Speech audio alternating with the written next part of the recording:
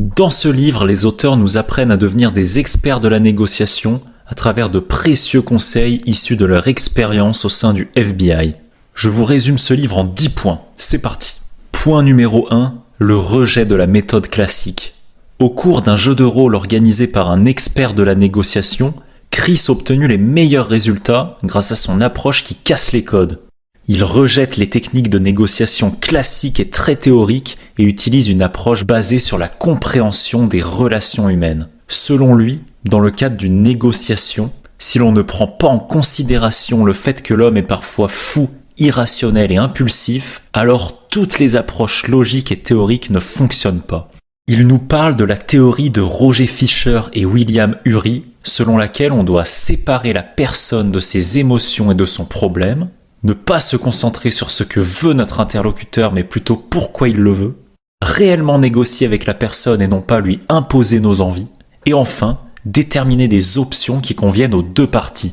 Ce livre nous démontre que l'homme est en tout point irrationnel, alors que pourtant, il a toujours été considéré comme rationnel. Daniel Kahneman met en évidence le fait que l'homme est régi par deux systèmes de pensée. Le système 1, son esprit animal, instinctif et émotionnel, et le système 2, plus lent, réfléchi et logique. Des deux, c'est le système 1 qui a le plus d'influence. Sauf que toutes les situations de négociation ont en point commun un problème émotionnel. Donc pour mener à bien une négociation, il est logique et nécessaire de se pencher sur la psychologie de notre interlocuteur plutôt que sur des principes théoriques. Car comme l'a dit Chris, la négociation, c'est ni plus ni moins qu'une communication avec des résultats. Point numéro 2, devenez un miroir. La négociation n'est pas un duel d'arguments, mais un processus de découverte. Vous devez arriver à ne rien prendre en considération si ce n'est que les informations dont vous disposez à l'instant T. Si vous n'y arrivez pas, votre vision sera perturbée par vos croyances et vous ne parviendrez pas à vous adapter à la situation. Le livre casse à nouveau les codes en nous expliquant que négocier en équipe peut apporter de gros résultats, tandis qu'avant, le négociateur agissait toujours seul. Il nous met en garde face à l'écoute sélective, qui signifie qu'on a tendance à entendre que ce que nous voulons entendre. Il nous explique que dans une négociation, lorsque personne ne parle, chacun pense à ses arguments et quand on parle, on défend notre point de vue. De cette manière, aucune solution n'est possible. On doit donc parvenir à comprendre les besoins de l'autre en abandonnant un instant notre objectif. Pour que l'autre nous livre ses besoins, on doit suffisamment l'écouter pour qu'il se sente en sécurité. Pour ce faire, on doit utiliser notre voix. C'est l'outil le plus puissant de toute communication verbale. Elle nous permet de toucher le cerveau d'une personne et de contrôler ses émotions. Chris nous explique qu'il y a 3 types de voix. Celle de l'animateur de talk-show nocturne qui, de par son intonation calme, semble avoir raison. On a aussi la voix positive et sympa qui donne l'illusion que tout va bien. Et enfin, on a la voix franche que Chris nous déconseille pour ne pas que l'interlocuteur se sente agressé et donc se renferme. Cela nous amène à la technique du miroir qui consiste à imiter l'autre car l'humain est attiré et se sent bien au contact de ce qui lui est familier, tandis qu'il rejette ce qui est différent de lui. En imitant une personne, on mêle notre être avec le sien. Point numéro 3, devenez un psy. Selon lui, les émotions sont le seul frein dans une négociation. Elles sont susceptibles de tout faire partir en vrille, car une fois que les gens sont irrités par d'autres, toute pensée rationnelle disparaît.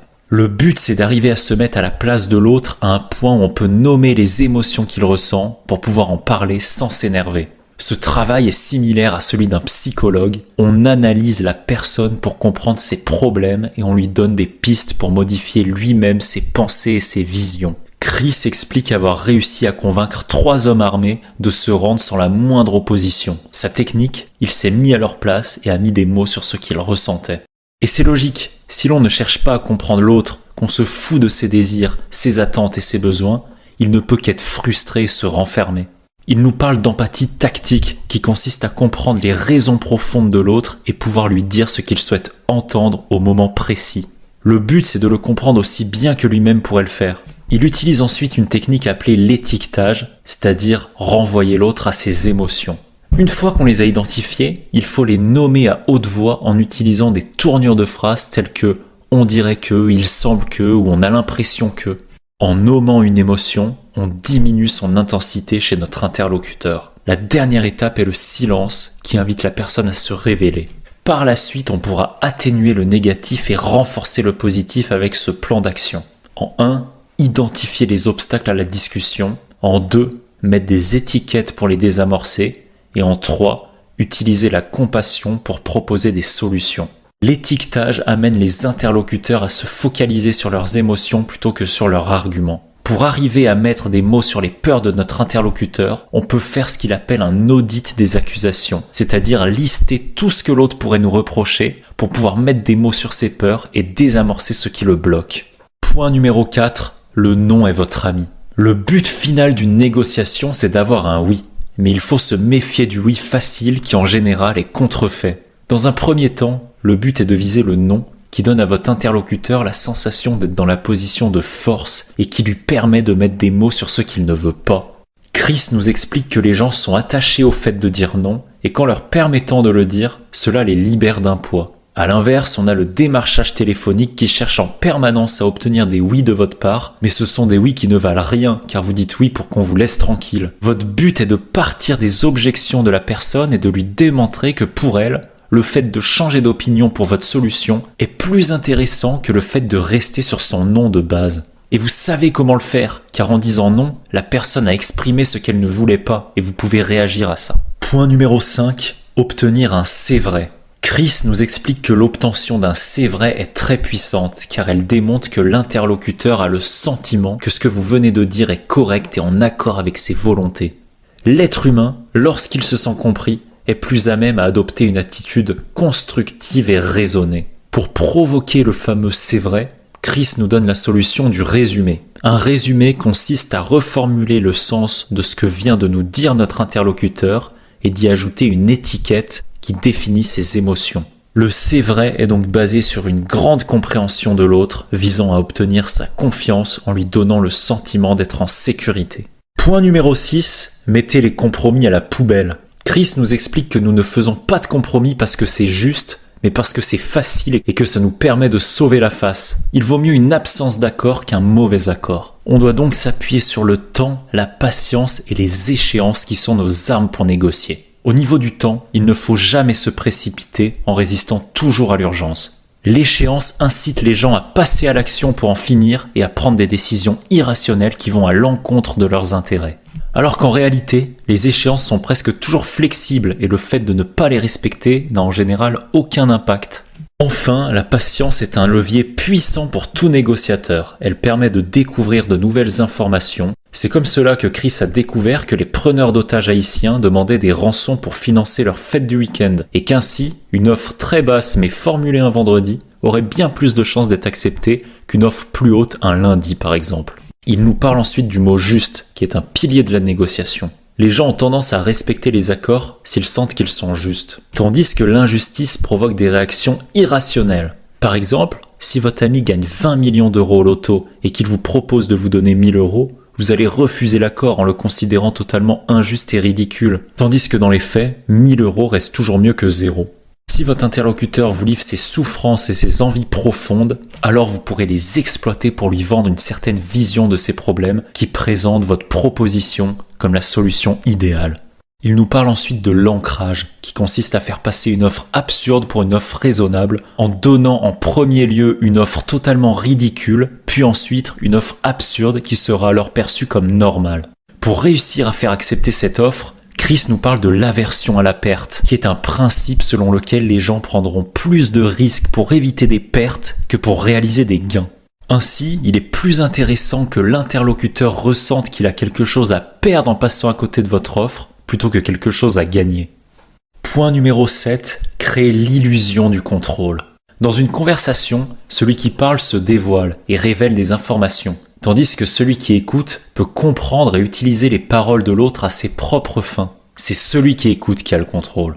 Vous ne devez donc pas imposer votre solution à l'autre, mais plutôt négocier de manière constructive pour l'amener à penser par lui-même que votre solution est un bon choix. Ainsi, il aura l'illusion d'avoir contrôlé sa décision alors que vous l'avez totalement influencé.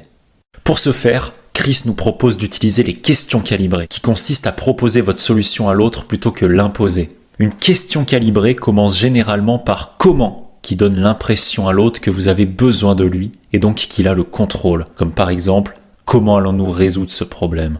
Point numéro 8, appliquer les accords. Chris a compris que les plus grosses craintes des preneurs d'otages, c'est d'être tabassés une fois qu'ils se rendront. Pour les rassurer, les négociateurs mettent en place une stratégie qui garantit leur sécurité. Un négociateur n'est pas un plaisantin qui invente des accords bidons, il doit les faire appliquer. Chris nous explique qu'il est important d'identifier tous les interlocuteurs, même ceux qui ne sont pas forcément en premier rang dans la prise de décision. Par exemple, un homme qui veut acheter un véhicule n'agit pas forcément à 100% en fonction de ses propres désirs, mais peut être guidé par les volontés de sa femme qui n'aime pas telle marque ou telle couleur. Ainsi, dans votre négociation, il est important de mentionner les personnes qui jouent un rôle, même secondaire, dans la prise de décision. Albert Mehrabian nous propose la règle des 7-38-55. Pour lui, la communication est à 7% verbale, 38% vocale et 55% corporelle. Ainsi, on pourra mieux cerner notre interlocuteur en identifiant les incohérences entre ses gestes et ses paroles. On comprendra alors que la personne nous ment ou qu'elle nous cache quelque chose. Point numéro 9, être dur en affaires.